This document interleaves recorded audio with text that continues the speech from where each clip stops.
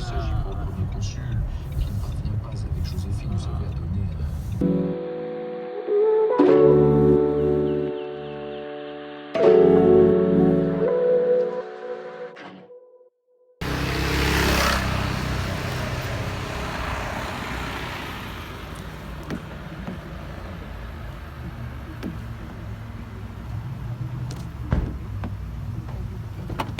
qui, par ses propres efforts, par sa propre réflexion, a découvert, par exemple, il fallait faire avec, déjà.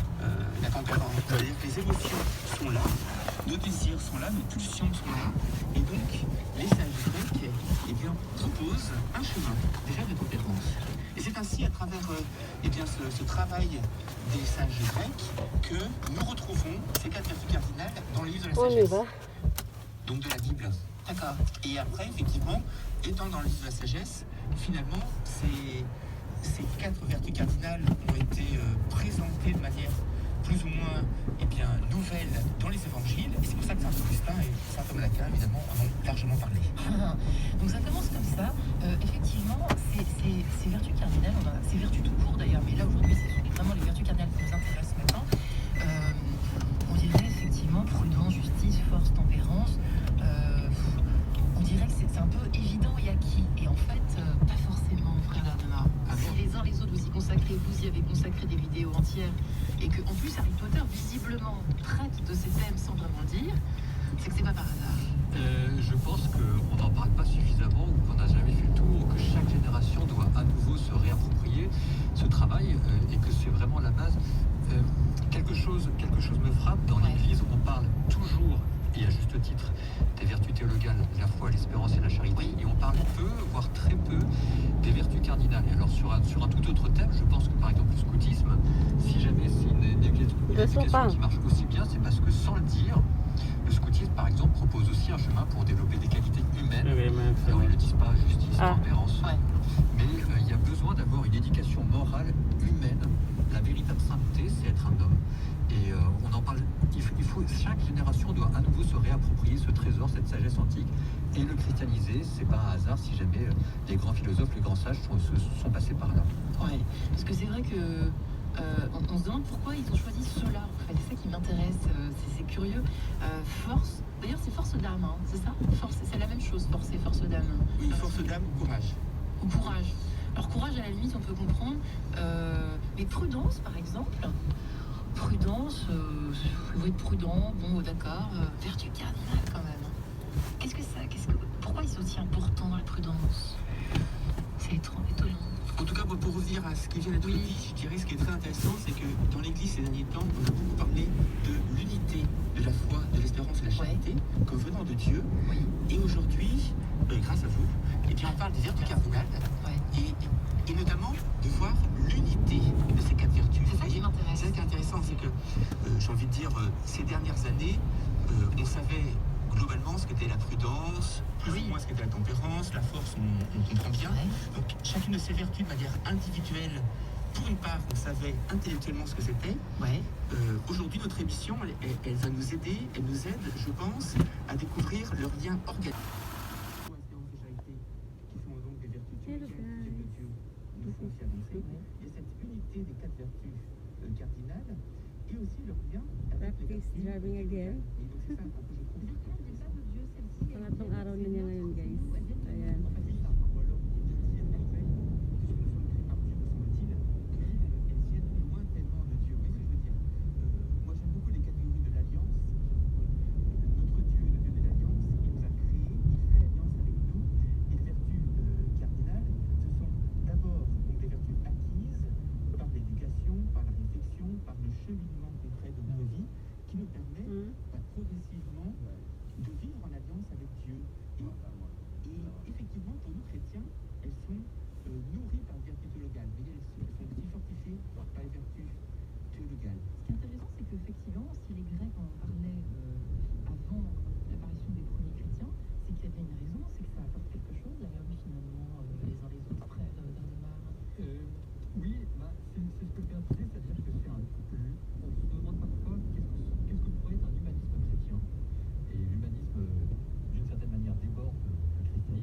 Mais l'humanisme, le véritable humanisme, ce que vous dit la sagesse antique, c'est que ce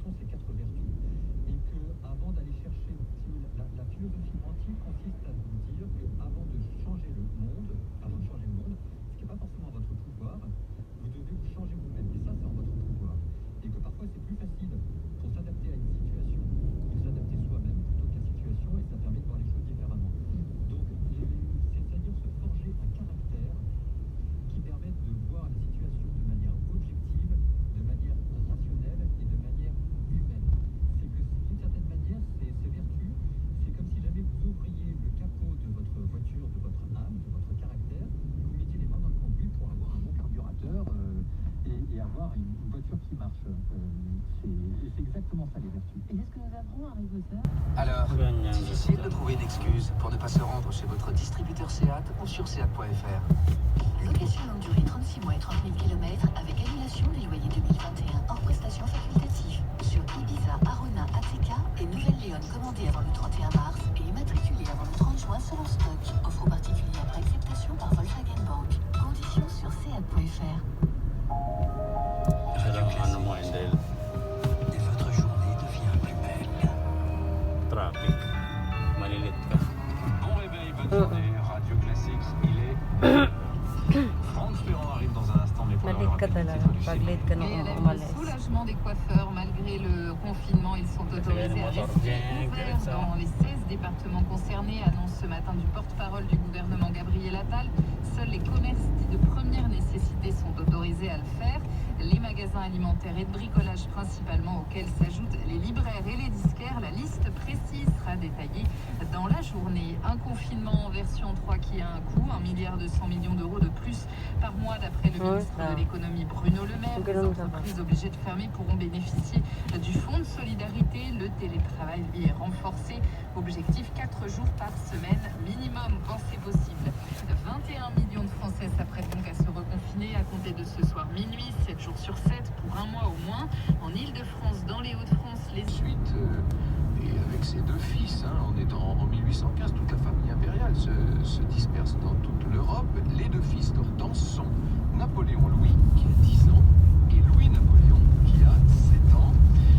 Cette femme de 32 ans, pleine de distinction, d'un charme bien servi par de beaux yeux expressifs, cette princesse s'éloigne des palais et des hôtels particuliers où longtemps elle avait vécu. Elle est l'ancienne reine de Hollande, évidemment. Et la voilà maintenant au fond d'une voiture sur les routes caouteuses de l'Est de la France, dans la chaleur de l'été.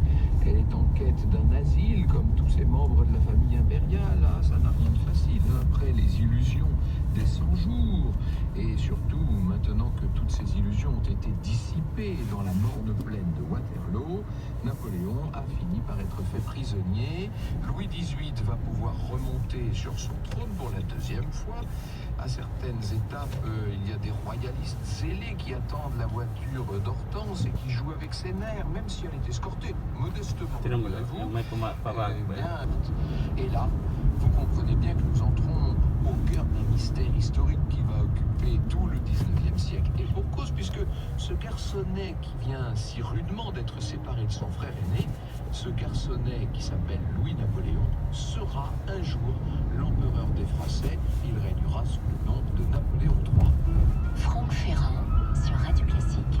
Quand 13 ans plus tôt, en 1802, Louis Bonaparte, donc le petit frère de celui qui n'est alors que premier consul, épouse Hortense de Beauharnais, qui est elle, bien sûr, Enregistrer 3 données, la vaccination, le fait d'avoir eu le Covid, ou bien un dépistage négatif. Pierre Benazet, Bruxelles, RFI pour Radio Vatican. Aucune dose d'AstraZeneca n'a été envoyée en Europe du Royaume-Uni. Avec Londres dans le viseur, la Commission européenne a menacé aujourd'hui de durcir les conditions d'exportation hors de l'UE des vaccins qui sont produits sur le sol des 27. Pour le moment, l'UE a approuvé plus de 300 demandes d'exportation pour 41 millions de doses vers 33 pays, dont le Royaume-Uni. Seul un acheminement a été bloqué. Or, ano, Au pouvoir depuis 2010, le libéral conservateur Marc Rutte semble donc en passe d'être Hindi réélu mahirap pour un kasi 4e nakasundo. mandat. Une déclaration qui a provoqué la colère de la Douma à Moscou tout à l'heure. Pensez-vous que le président russe soit un tueur? À la demande de cette chaîne ABC américaine, le président Joe Biden a répondu par l'affirmative. L'administration Biden a déjà sanctionné des hauts fonctionnaires russes après l'empoisonnement d'Alexei Navalny. Il y a par ailleurs ce nouveau rapport américain accusant des acteurs liés au gouvernement russe de nouvelles ingérences électorales en 2020 après celles de 2016. Les pourparlers de Doha sous la houlette des Américains étant au point mort, la Russie tentera demain de s'imposer comme un acteur majeur du fragile processus de paix en Afghanistan. Moscou réunira en effet des délégués talibans et gouvernementaux de haut rang, ainsi que des représentants américains, pakistanais en mai. Un scénario difficile selon le président Biden. L'Iran dénonce l'hypocrisie monstre, je cite, du Premier ministre britannique qui a annoncé hier mettre fin au désarmement progressif en œuvre depuis la chute de l'URSS en décidant d'augmenter le plafond de son stock d'ogives nucléaires. Londres qui appelle dans le même temps l'Iran Ilang oras kang ano ngayon? Alas 4 na. Hmm. Hindi naman ito kumugawas kay kulang. Sayang. Wait, sayang. Kinuha ko na lang para doon ang iparking sa Sa? Pwede ba di ay? Pwede man dahil dito. Pero sa gabi lang daw. Pag umaga, kailangan mo nang kunin.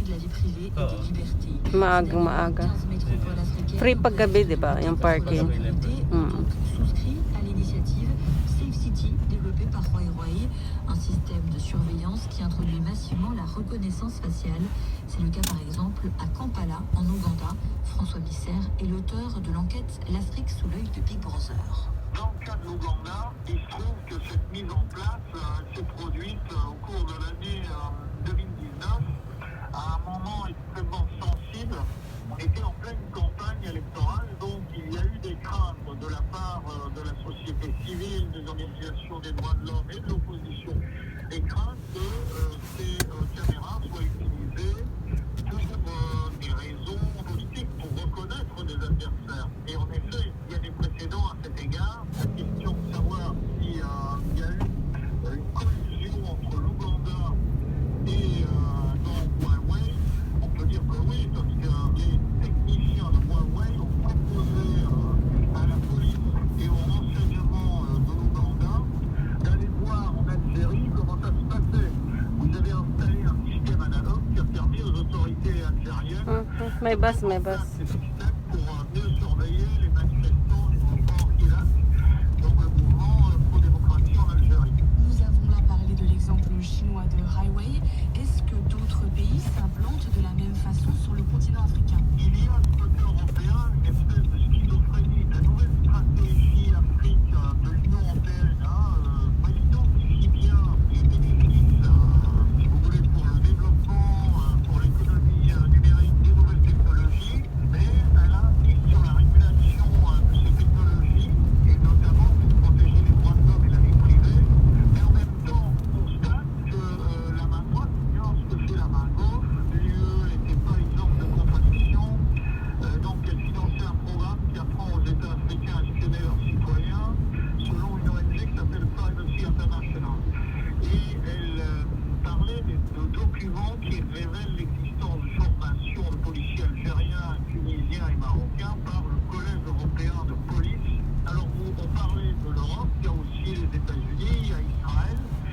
Ce serait une hypocrisie que de singulariser la Chine. Qui est le perdant dans cette histoire? La population? Et comment peut-elle se défendre? La seule manière pour le citoyen de se défendre, c'est de faire en sorte que l'information circule, qu'il sache comment ça marche, que les